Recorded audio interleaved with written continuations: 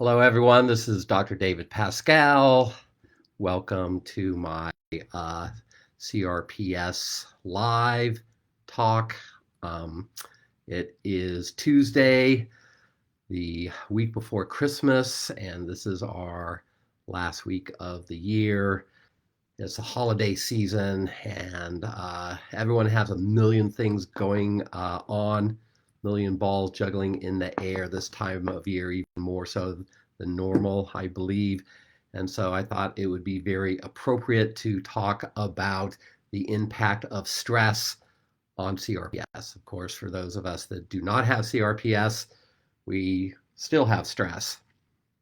And I think that when people think about stress, the first thing that comes to mind is emotional stress, right? And of course, everyone knows about emotional stress, and we're definitely going to be talking about that. But there are two other primary types of stress. There's physical stress, right? You can injure the body by a fall, like a physical impact or lifting something, right? That's good examples of physical stress on the body creating damage. And the third one is chemical stress.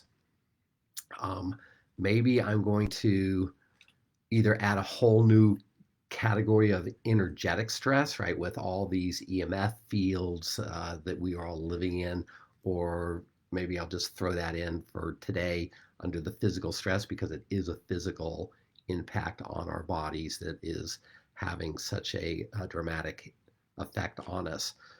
But in any case, whether it is an emotional stress, a physical stress, a chemical stress, or any combination of those, there's no doubt that stress plays a major role in our health and in our well being and in our ability to heal or not to heal. So, emotional stress is a constant thing for a lot of people. If you're in pain, CRPS, the emotional stresses, you can't even measure how that is seeping into every cell of our bodies, your bodies, those of you that have CRPS. Um, and that there are so many different sources or avenues of emotional stress that are impacting us. Of course, the unrelenting pain, the loss of um, family time, friend time, of doing things that you want to do out, you know, in this amazing world of ours, and CRPS is robbing you of that. With physical stress, we have pinched nerves, we have foods that we're eating that are having a physical inflammatory impact on us, flat out allergic reactions, other immunologic reactions, sensitivities, and then these chemicals with all the pesticides that are in foods, all the dyes, all the artificial flavoring and colors. There's basically a non-stop assault on our bodies.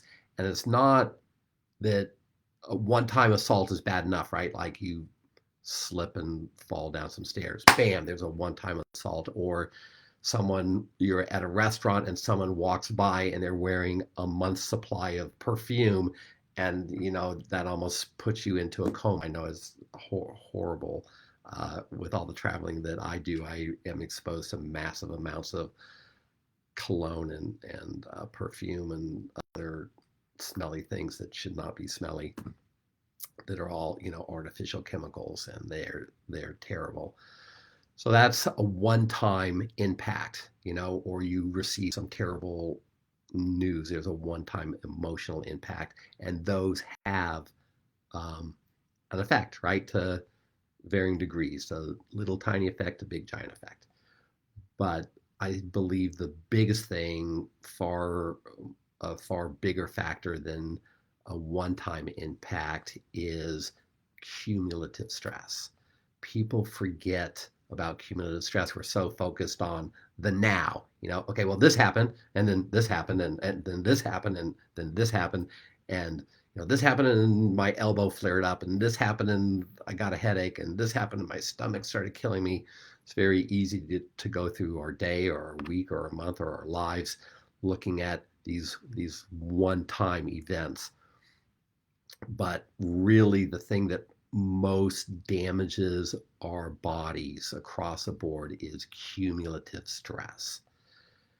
And a great example of this is, we've all taken a piece of metal, right? Like I could take my glasses frame and bend it back up, no big deal.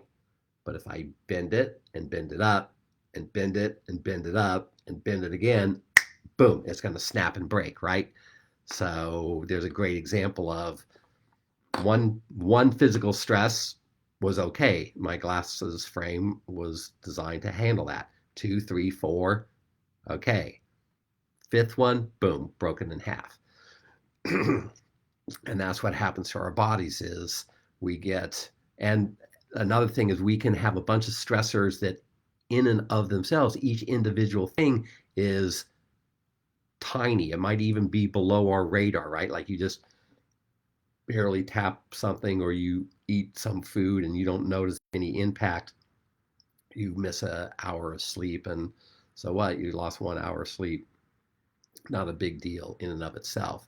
But you eat something that's a little irritating and you miss an hour of sleep, and you make a mistake and turn on the TV and get exposed to all the crazy stuff that's on this planet, all that emotional stress there, and then you tap your arm, on the door jamb as you walk by, and normally that might just hurt a little bit, like maybe raise your pain up a little bit, and now it's, you have 5x, 10x the pain.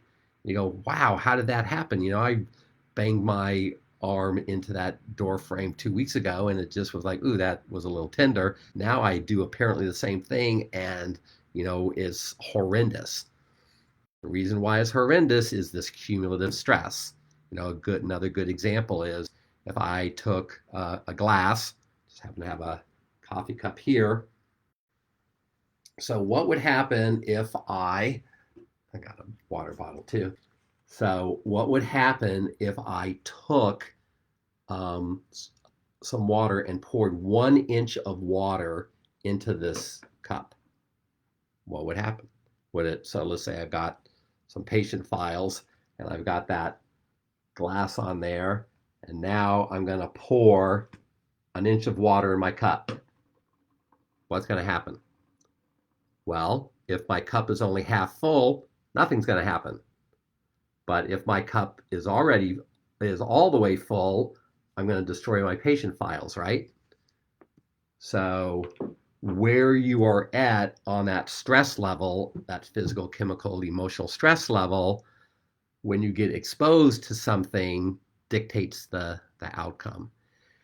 And one of the major things, unfortunately, with people that have CRPS is their immune systems are compromised, right? That means you don't heal well. But in addition to healing slower, it means nothing works very well. So your body's ability to recover from an incident is poor. Your body's ability to get rid of a toxin, like when you breathe, when I was in that restaurant and I smelled some perfume, it's not just that I smelled that perfume and it was noxious and it bothered me.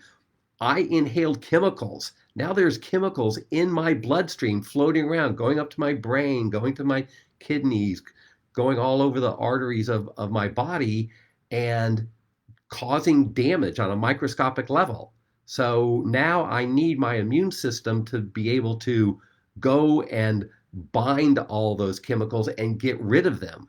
Well, people with CRPS, their immune system's not working very well. So that exposure, instead of those chemicals staying in your body for 30 minutes or an hour, they might stay there for a month, right? Creating more and more damage, even though it was one whiff of some teenage boy with, 8 sprays of Axe, right? So not funny, but funny in terms of the kids' behavior. So it's this constant exposure to chemicals, this constant exposure to physical traumas, right? Oh, all I did was lay on my side in bed, reading. That's a really low force. But if you already have inflammation in your shoulder and in your elbow and your ribs, and now you're holding this position for 30 minutes, now when you go to move, oh my gosh, my shoulder's all flared up, my ribs hurt, or my elbow hurts just from laying on your side for 30 minutes, right? It doesn't seem to make sense, but it makes sense because of that cumulative burden that we have placed on the body. So now that we have kind of looked at things that are impacting the body either in and of themselves or cumulatively, and how bad all that is, let's talk about how to minimize that, right? Or once that's happened, how to recover quicker. So the best way to minimize stress is to not have stress in the first place. Sounds trite, but it is true. The best way to recover from an injury is don't get the injury. So how do you not get the injury? Is you have to be vigilant, right? You have to be mindful in terms of emotional stress.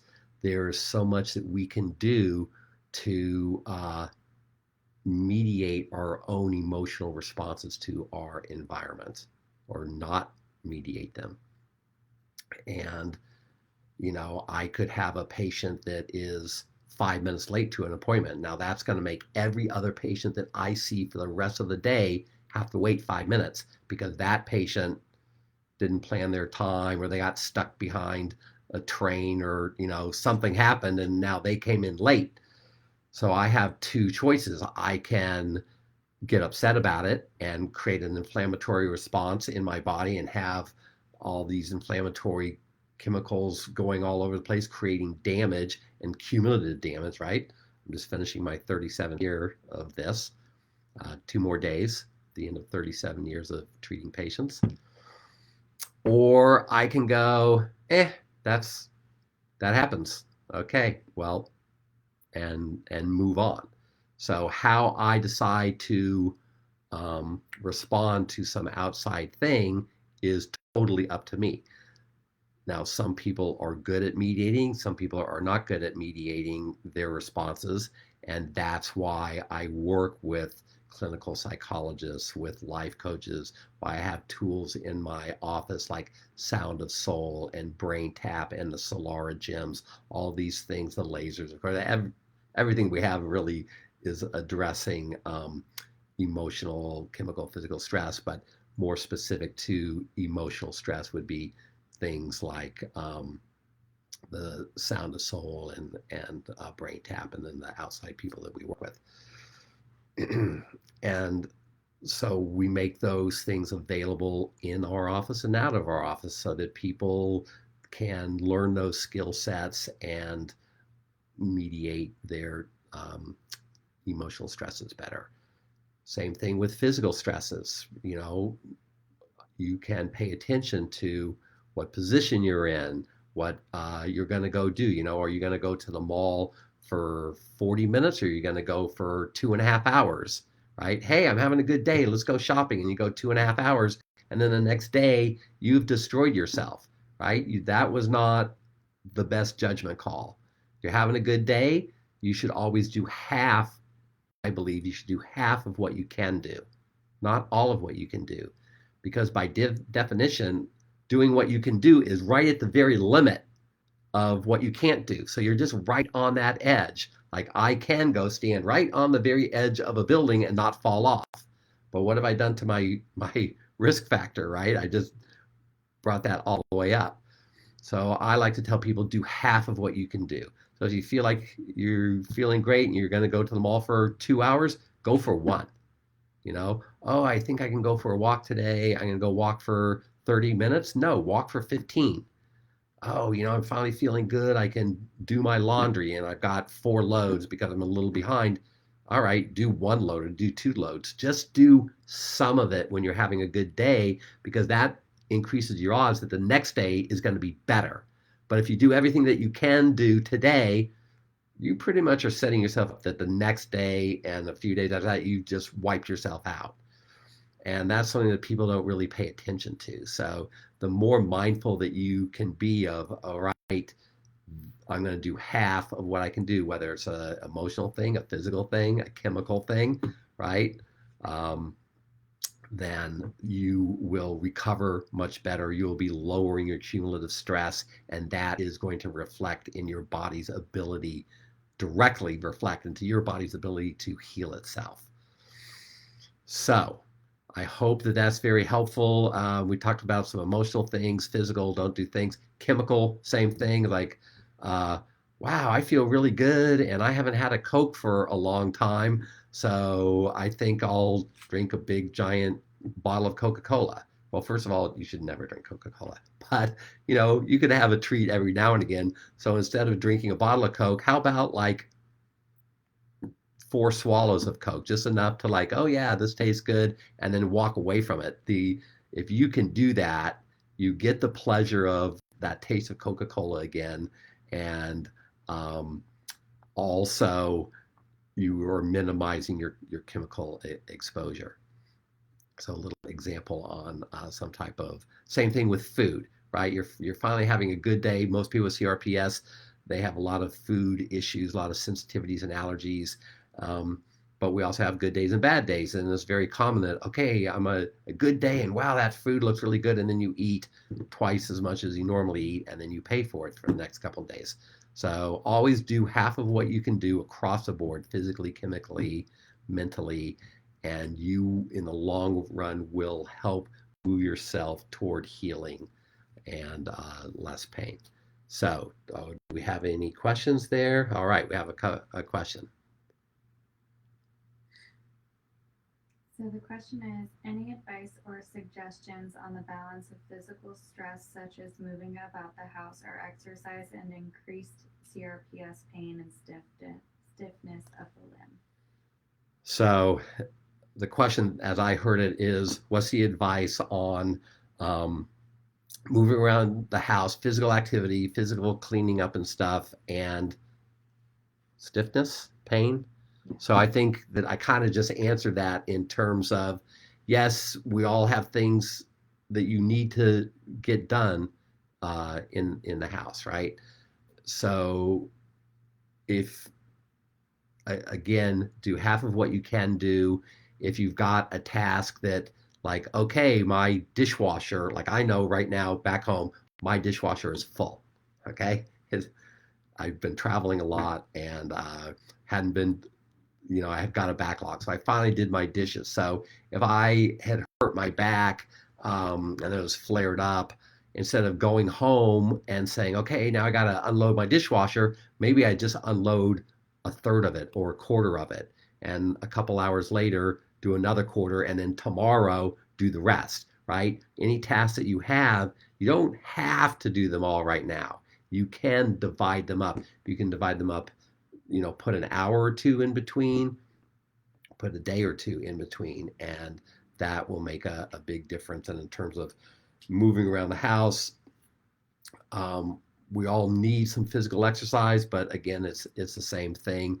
I think it's better to do a quarter of what you can do, and then come back an hour later and do another quarter, and then call it a day. And then the next day, when you're still feeling good because you didn't push yourself to the limits, do the third quarter, and a couple hours later do the fourth quarter, and now you've gotten some good exercise in and you haven't thrown yourself into a flare, and we can start making some progress.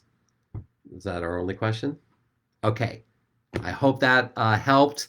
It's a holiday season. I hope you are all going to enjoy it to the best of your ability. This is the end of 2024. It's been an amazing year full of amazing highs and amazing lows. But this year is coming to an end. We've got a couple weeks left, and 2025, I hope for everyone will be the best year of your life. I would love to help you, support you, care for you, inspire you in any way that I can to make 2025 awesome. Please use me as a resource. Please reach out. You can call, you can text, you can email, and I will look forward to helping you. Please tell others about our page so that we can help other people have a much better life and get a handle on this horrendous disease of complex regional